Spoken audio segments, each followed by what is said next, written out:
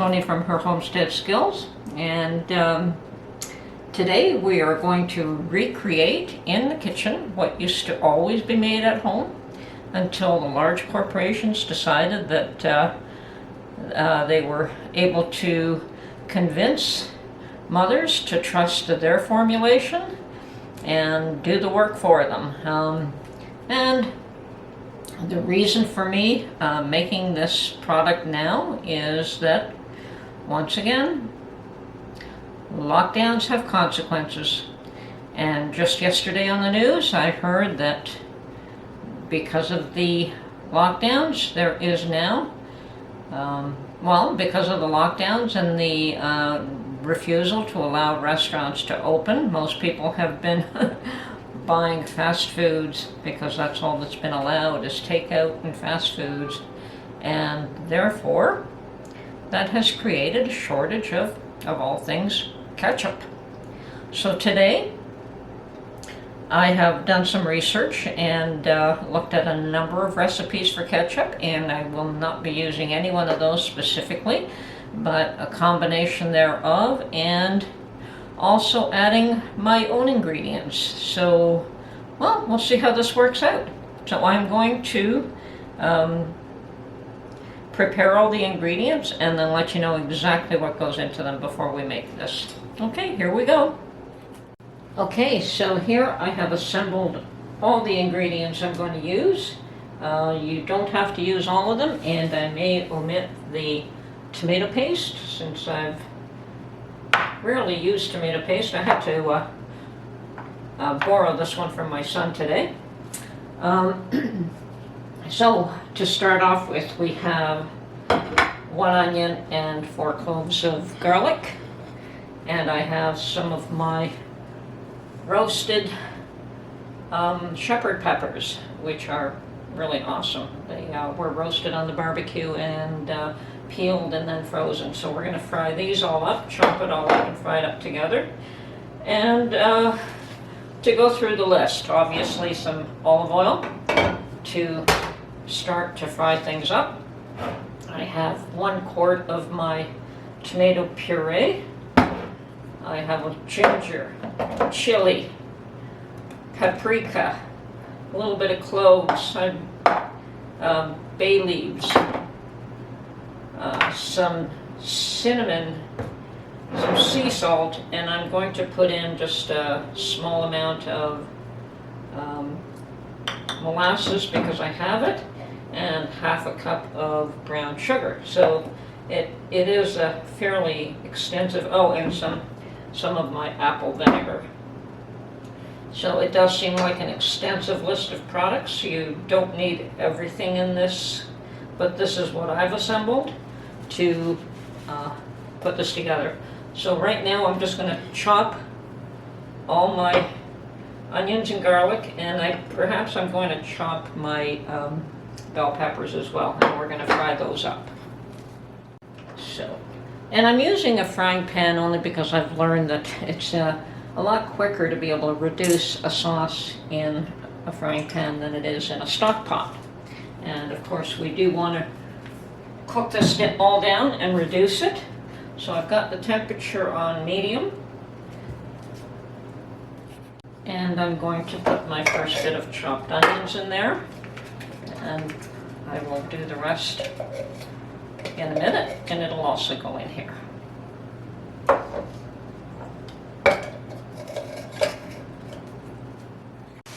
Okay, I've got my chopped onion and garlic in here, and we're cooking it down. I have pureed my bell pepper, my roasted bell pepper, and it is going in here as well first.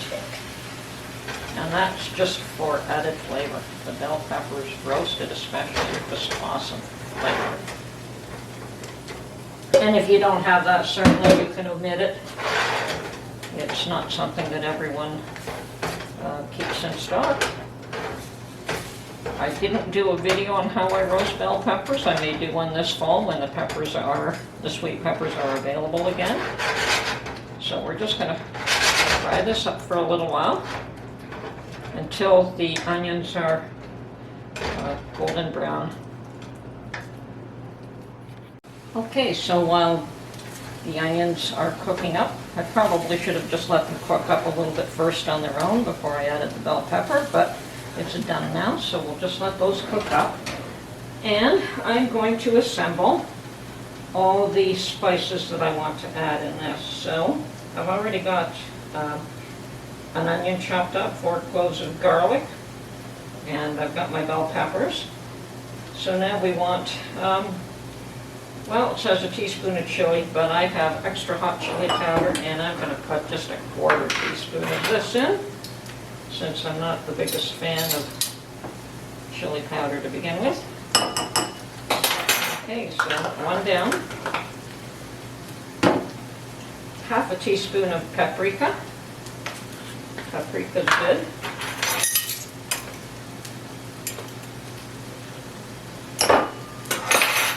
Okay. 1/2 teaspoon, it's a 1/4 teaspoon of cinnamon. Keep an eye on this, don't let it scald. I did turn the temperature up, now I should turn it down just a bit. Okay, so 1/4 teaspoon of cinnamon.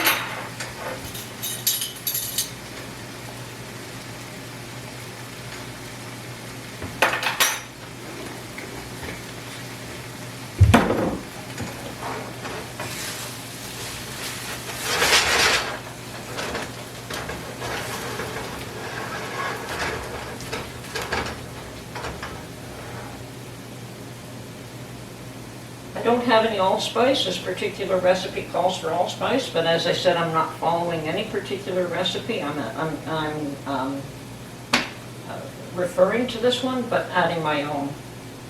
So, and then it wants 1 tablespoon of tomato paste, but we're going to leave that out for now. 1/2 cup of brown sugar, which I've got here. 1/2 cup of cider vinegar. So we're going to have to get a liquid measurement there.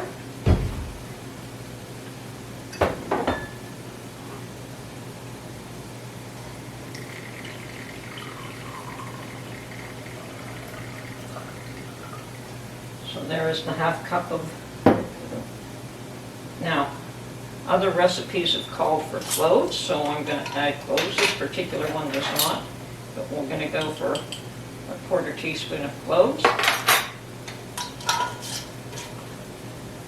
And a 1/4 teaspoon of ginger. Once again, this recipe does not call for these items, but others do, so I'm mixing and matching. And I'm going to add the sugar cane to this.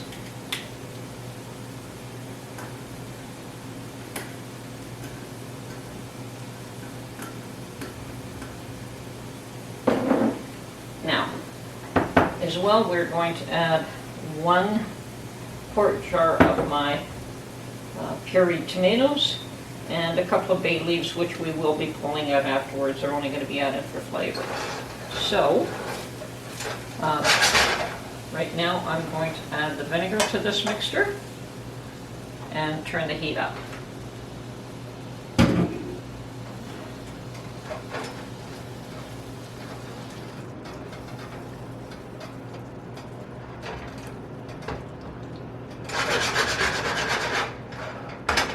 And I'm going to now add my quart jar of, and this actually is a quart jar, it's a ball jar. So my quart jar of pureed tomatoes.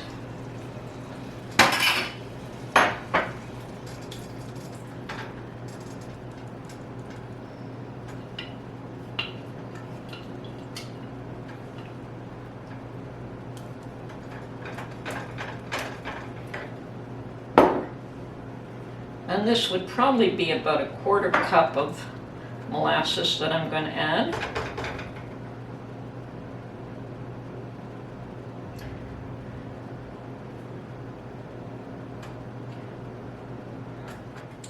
And I'm also going to add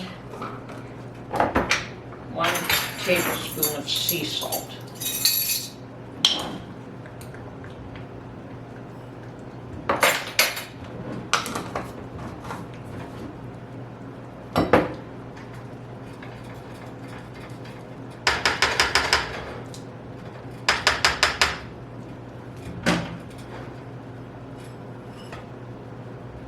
So now everything except the bay leaves have been added. I'm going to add 2 bay leaves, which we will be pulling out after this is cooked. So now we're just going to let this, as soon as it comes to a boil, I will turn it down and simmer it.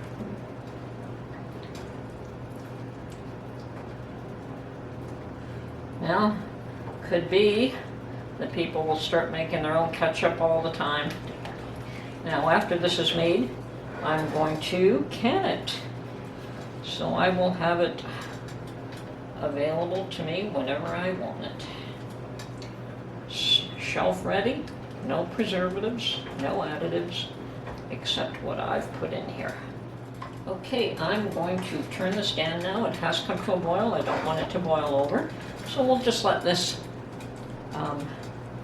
just simmer for about half an hour. Normally it would probably be longer, but because it's in an open container, it should reduce much quicker. So you want it to reduce until it's the thickness that you want.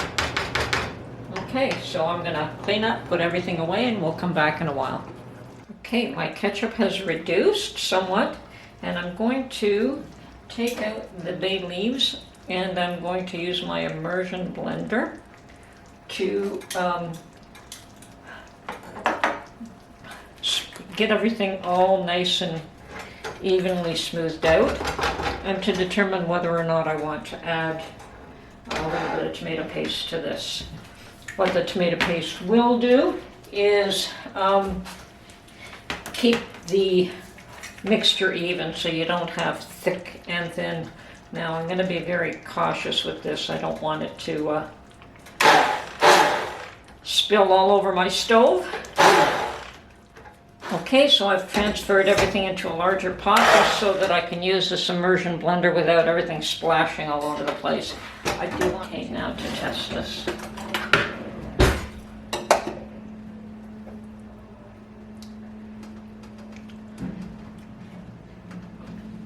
Ooh. Certainly taste all the different spices in there, and it is a little hotter than I could have omitted the chili pepper altogether. Oh, I think for my sake I'm going to add another jar of tomatoes in here because the spices are just overwhelming. Okay, so I'm going to add another quart of tomatoes to this, and then we will cook it down some more. That should soften up the spice taste.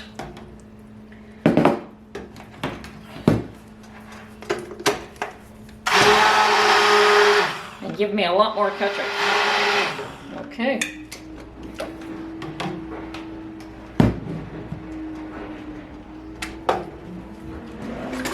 This again.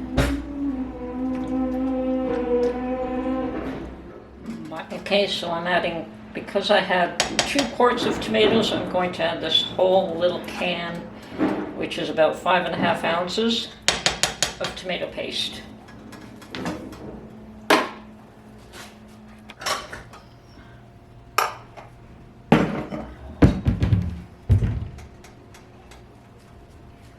And we'll try, that seems better. Okay.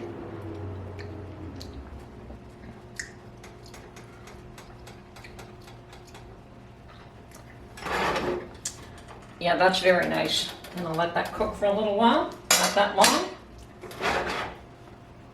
And I'll have to keep an eye on it, make sure nothing sticks. And I'm gonna have to get more than 6 half pints. I think I'll probably need about 8 half pints, and then we're going to water bath can this. Well, there we have it. There is my homemade ketchup.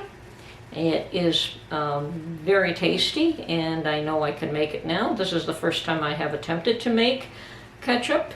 I understand it used to always be made at home, but ketchup was never something in our diet when I was young, so it was not something we would ever have made at home. Anyway, now I know that I can certainly make my own ketchup, and I have plenty available in storage right now. And no matter how much of a shortage there is, I will not run out. don't be afraid to experiment. Don't be afraid to try your own recipes. There are a number of them available on the internet, and I modified what I found as a base. Certainly not everyone will have the red peppers, the barbecued. They were barbecued, peeled, and frozen. They were put away. I did that last fall, and certainly not everyone's going to have those available, and they do add an extra flavor to the ketchup, but certainly you can do without, and you can omit some of the spices if you don't like them. I probably should have omitted the hot pepper, but it's not bad. Some people would love it like that, but that's fine. You know, I'm just not a hot pepper lover.